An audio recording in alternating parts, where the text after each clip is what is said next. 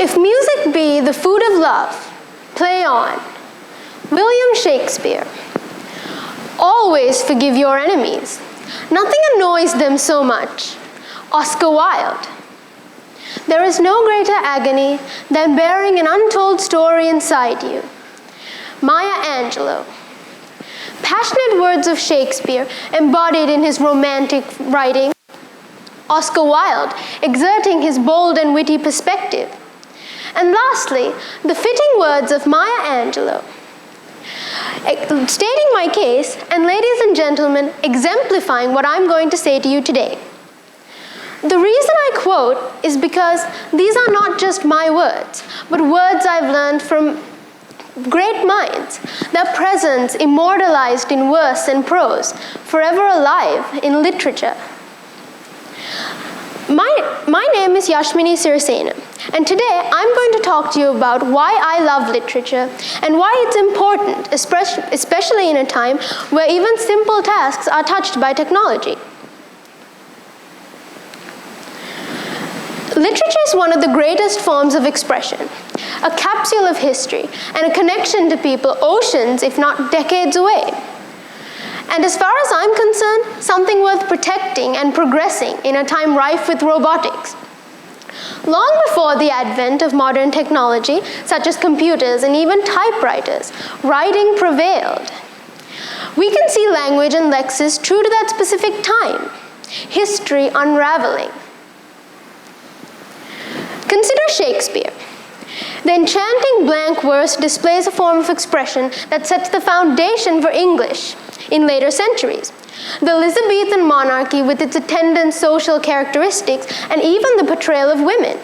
Witty and complex, but often disguised as men, showing the inequality they faced in society, which was an obvious injustice in the face of their articulate words and whip smarts. Moving to the 18th century, we have Jane Austen. Her books are masterpieces woven from description and critique on the British gentry, a woman's dependence on marriage, and the benefits of a high social standing. My personal favorite is Pride and Prejudice, because every character represents an aspect of Victorian society. Elizabeth, superior in intelligence and confident and strong-willed, converse to the ridiculous Mr. Collins, symbolic of conceit and self-importance, reminiscent of the era. Moving forward in time, we have F. Scott Fitzgerald. His iconic book, The Great Gatsby, tells us everything we know about the 1920s, intoxicated by wealth and insecure in the pursuit of love. However, despite their lavish lifestyle fueled by the end of the war. But nowadays, we prefer suspenseful stories that keep us on edge. Stephen King's current bestseller, The Institute, is exactly that, suspenseful and equipped with a mind-blowing twist. We have artistic chronicles detailing the rich progression of our own history, spanning the globe. Each author with a personal story like no other. Time, emotion, and life encapsulated within words. As the Fourth Industrial Revolution progresses,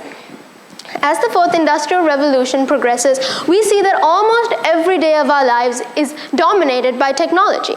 This is an era of accelerated technology. New innovations whose rapid application causes an equally rapid change in society. We begin to see that children are more inclined towards computers, virtual reality, and robotics. Adults and children alike are losing the practice of reading for pleasure. While artificial intelligence is a groundbreaking technology, we owe it to ourselves to further advance our minds. The Internet of Things is a trend where everything in our lives is digitalized: agriculture, industry, and even the sciences. We must defer to simple pleasures. We must realize that humans are not machines. They are living, breathing entities. Feelings and emotions can never be captured in a machine, but they can in literature.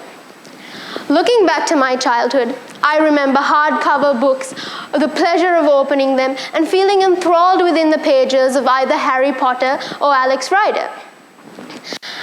And listening to or reciting poetry and writing your own story is a simply euphoric experience. We've all had those books, ones that we just could not put down. While nostalgia is great, an act of enjoyment is far better. Nothing compares to the simple pleasure of reading a book. Quote, "My mission in life is not only to survive, but to thrive, and to do so with some passion, compassion, and some style." Maya Angelou. "I can only dream of meeting her, but I know her. I'm living by her words. Her confidence has built my stride. In particular, she enforces a creative license and self-worth that should be taught to every child." In literature, we see a sense of individuality and candid expression truly unique to literature. This can shape the way a child looks at life, as well as breed positive and creative thinking, imagination, and this extends as far as academics as well as creating relationships, and making it crucial in an era where technology reigns. Literature is humanity, a compassion and a love for everybody. We learn the beauty of the gray area, and that nothing is characterized as utterly evil or pure.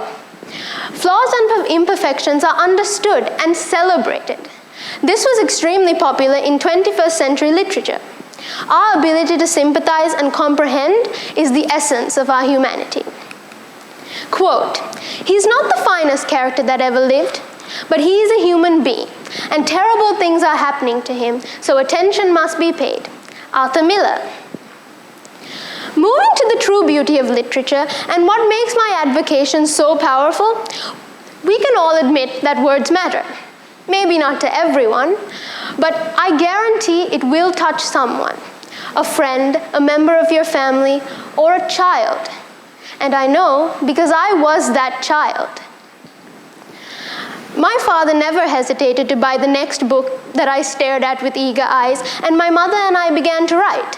So from a young age, I learned to love books. Because of my mother, I found an affinity with writing. I began experimenting with poetry, and it made me more responsive, opened me up into social situations, and it made me more responsive to the environment around me. But more than anything, it was an access point for pure imagination. Stories are the children of imagination. They provide a healthy outlet for the struggles we face.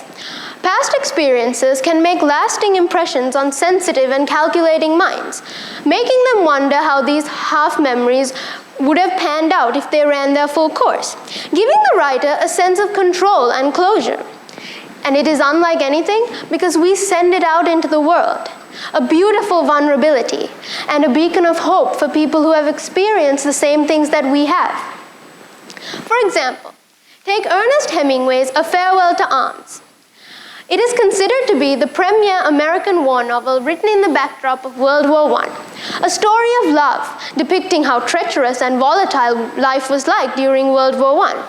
It ends in tragedy as Catherine Barclay dies in labor, leaving our protagonist, her husband Frederick, alone and miserable. Hemingway shows his own experiences of serving in the Italian campaign, as well as channeling the immense emotion resounded and amplifying it amidst the carnage that he must have seen. It is said that the character of Catherine Barclay is inspired by a nurse, Agnes von Kurowski, someone that Hemingway met in a hospital in Milan after he had been wounded. He planned to marry her, but she spurned his love when he returned to America, making it his own reflective. And the reason I chose this example is in reference to my first point. Not only does this book show Hemingway's experiences, it also is a preservative cross-section of what life was like in the Italian regiment. Now, with regard to all that I have said, technology and literature do not have to be combatant forces. Literature can grow and thrive parallel with technology. We can access a plethora of texts, literary figures, and complete works in an instant. We can introduce literature to young minds and make it more accessible to people that cherish literature. The combination of technology and literature is revolutionary. Anyone can enjoy beautiful texts with apps such as Kindle and ebook. A wise man once said that you do not have to be a great musician to enjoy good music. The same thing applies with books. With recent advancements, much of software we have as of now can be developed to increase the volume of publications, as well as elaborate histories on iconic novels and the inspirations behind them. We can utilize technology and help it to further literature as technology develops. Moving to 3D printers, they're a very recent advancement, but we are yet to utilize it in the printing of children's books. I would have been utterly amazed by a book that came to life as you opened it. Castles would rise as you flipped it open, virtual wines would creep up the walls, courtiers bustle around the fountains. And this is how we delight children and catch their interest. With teenagers and young adults, virtual reality can be employed, creating literary experiences like no other. Especially when it comes to plays, you can immerse yourself and heighten the experience. Education and worldly perspective achieved through a love for literature can be the answer to the balance between mind and matter. To end, I will be performing a poem that made me fall in love with the rhythm and symphonic power of verse. Maya Angelou, in Phenomenal Woman, channels confidence, self-worth, and power when it comes to poetry. Phenomenal Woman by Maya Angelou. Pretty women wonder where my secret lies. I'm not cute or built to suit a fashion model size. They think, when I start to tell them, they think I'm telling lies. I say, it's in the reach of my arms, the span of my hips, the stride in my step, the curl in my lips. I'm a woman, phenomenal woman, that's me. I walk into a room just as cool as you please, and to a man the fellows stand or fall down on their knees. They swarm around me, a hive of honeybees. I say, it's the fire in my eyes, the flash in my teeth, the swing in my waist, and the joy in my feet. I'm a woman, phenomenal woman, that's me. Thank you.